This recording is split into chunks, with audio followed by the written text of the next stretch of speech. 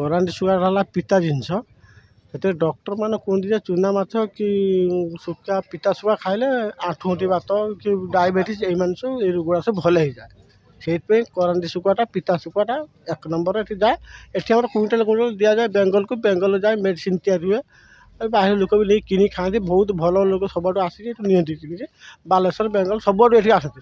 ଆଉ ମାଲ ଆମର ଆସେ ପାରାଦ୍ୱୀପ, ବେଙ୍ଗଲ, ଆନ୍ଧ୍ରା ଏପଟୁ ସବୁ ମାଲ ଆସେ। ଆଉ ଶୁଖୁଆ ପାଇଁ ବାରିପଦା ହାଟ ପ୍ରସିଦ୍ଧ, ଏକ ନମ୍ବର ହେଲା ବାରିପଦା। ଆଉ ଶସ୍ତା ଆଉ କାଲସିୟମ ଏଥିରେ ବହୁତ ଅଛି।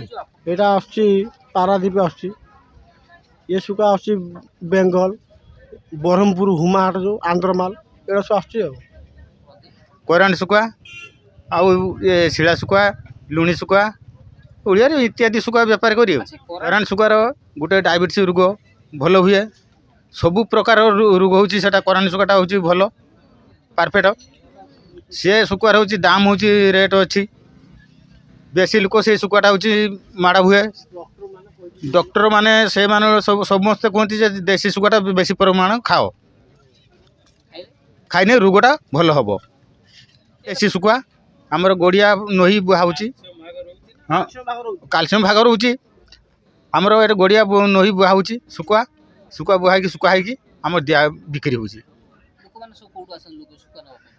ଲୋକ ବେଙ୍ଗଲ ସୁଧା ବି ଆସୁଛନ୍ତି, ଶୁଖୁଆ ନେଇକି ଯାଉଛନ୍ତି। ବାଲେଶ୍ୱର ସବୁଆଡ଼ୁ ଆସୁଛନ୍ତି।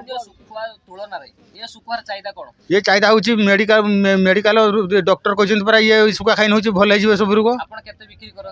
ଆମର ତ କୁଇଣ୍ଟାଲ କୁଇଣ୍ଟାଲ ବିକ୍ରି ହୁଏ, କୁଇଣ୍ଟାଲ କୁଇଣ୍ଟାଲ।